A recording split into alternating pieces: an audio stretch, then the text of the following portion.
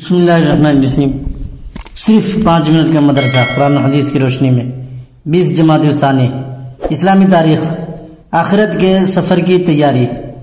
حجت الوداع کے موقع پر جب دین کی تکمیل ہو گئی اور پورے عرب میں اسلام پھیل گیا تو حضور صلی اللہ علیہ وسلم کے حالات سے اندازہ ہونے لگا کہ اب آخرت کا سفر ہونے والا ہے۔ چنانچہ آپ ہر سال رمضان میں 10 دن کا اعتکاف کرتے تھے۔ اس سال 10 ہجری میں 20 دن کا اعتکاف فرمایا۔ ہر سال جبریل امین کے ساتھ 1 مرتبہ قرآن کا دورہ کرتے تھے۔ اس رمضان میں 2 مرتبہ دور فرمایا۔ حجت الوداع کے موقع پر آپ صلی اللہ علیہ وسلم نے خطبہ دیتے ہوئے فرمایا، شاید اس کے بعد میری تم لوگوں سے ملاقات نہ ہو سکے۔ جمرہ عقبہ کے پاس کنکری مارتے ہوئے حکم دیا کہ تم مجھ سے حج کے اعمال سیکھ لو۔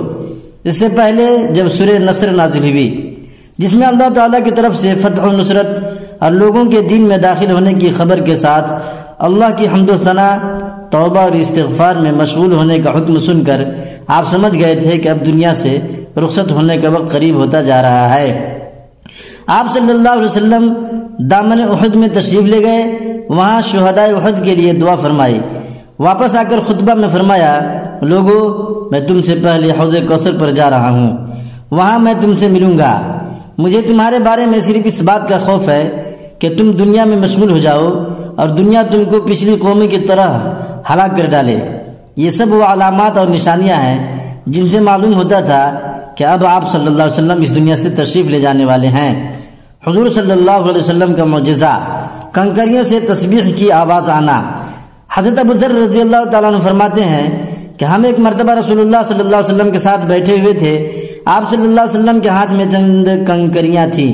اچانک ان سے تسبیح کی آواز آنے لگی جس کو ساری مجلس سن رہی تھی۔ پھر حضور صلی اللہ علیہ وسلم نے وہ کنکریاں باری باری حضرت ابوبکر صدیق رضی اللہ عنہ، پھر حضرت عمر رضی اللہ تعالیٰ عنہ اور پھر حضرت عثمان رضی اللہ تعالیٰ عنہ کے ہاتھ میں دی تو ان کے ہاتھوں میں بھی تسبیح پڑتی رہی، لیکن جب ان کے علاوہ لوگوں کو دی تو کنکریوں نے تسبیح پڑھنا بند کر دیا۔ ایک فرض کے بارے میں، عشاء کی نماز کی اہمیت۔ رسول اللہ صلی اللہ علیہ وسلم نے فرمایا، جس شخص نے عشاء کی نماز جماعت کے ساتھ پڑھی گویا اس نے آدھی رات عبادت کی، اور جس نے فجر کی نماز جماعت سے پڑھ لی گویا اس نے ساری رات نماز پڑھی۔ مسلم شریف۔ ایک سنت کے بارے میں، آئینہ دیکھنے کی دعا۔ جب آئینے میں اپنا چہرہ دیکھے تو یہ دعا پڑھے، اللہم انت حسنت خلقی فحسن خلقی۔ ترجمہ، اے اللہ تو نے میری صورت اچھی بنائی ہے تو میری سیرت بھی اچھی بنا دے۔ ایک اہم عمل کی فضیلت، توبہ سے گناہوں کا بھلایا جانا۔ رسول اللہ صلی اللہ علیہ وسلم نے فرمایا، جب بندہ اپنے گناہوں سے توبہ کرتا ہے تو اللہ تعالیٰ اس کے گناہوں کے بارے میں فرشتوں کو بھلا دیتا ہے اور اس کے اعضاء اور زمین کے مقامات کو بھی گناہوں کے بارے میں بھلا دیتا ہے، یہاں تک کہ وہ قیامت کے دن اللہ تعالیٰ سے اس حال میں ملاقات کرے گا کہ اس کے گناہوں کے بارے میں اللہ کے سامنے کوئی گواہی دینے والا نہیں ہوگا۔ ایک گناہ کے بارے میں، اللہ اور اس کے رسول کی نافرمانی۔ قرآن میں اللہ تعالیٰ فرماتا ہے، جو شخص اللہ اور اس کے رسول کی نافرمانی کرے گا اور اس کی مقرر کی ہوئی حدوں سے آگے بڑھے گا تو اللہ تعالیٰ اس کو آگ میں داخل کرے گا جس میں ہمیشہ رہے گا اور اس کو ذلیل و رسوا کرنے والا عذاب ہوگا۔ دنیا کے بارے میں، دنیاوی زندگی ایک دھوکہ ہے۔ قرآن میں اللہ تعالیٰ فرماتا ہے، اے لوگو بے شک اللہ تعالیٰ کا وعدہ سچا ہے، تو کہیں تم کو دنیاوی زندگی دھوکہ میں نہ ڈال دے اور تم کو دھوکہ باز شیطان کسی دھوکہ میں نہ ڈال دے۔ یقیناً شیطان تمہارا دشمن ہے، تم بھی اسے اپنا دشمن ہی سمجھو۔ وہ تو اپنے گروہ کے لوگوں کو اس لیے بلاتا ہے کہ وہ بھی دوزخ والوں میں شامل ہو جائیں۔ آخرت کے بارے میں، قیامت میں منہ پر مہر لگا دی جائے گی۔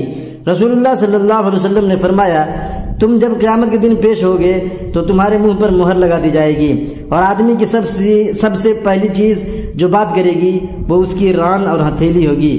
طب نبوی سے علاج، معدہ کی صفائی۔ حضرت علی رضی اللہ تعالیٰ عنہ نے فرمایا، انار کو اس کے اندرونی چھلکے سمیت کھاؤ کیونکہ یہ معدے کو صاف کرتا ہے۔ فائدہ، علامہ ابن قیم رحمۃ اللہ علیہ فرماتے ہیں کہ انار جہاں معدے کو صاف کرتا ہے وہیں پرانی کھانسی کے لیے بھی بڑا کارآمد پھل ہے۔ نبی پاک صلی اللہ علیہ وسلم کی نصیحت۔ رسول اللہ صلی اللہ علیہ وسلم نے فرمایا، جس کو ایمان کی لذت حاصل کرنے کا شوق ہو تو اسے صرف اللہ کے لیے آدمی سے محبت کرنی چاہیے۔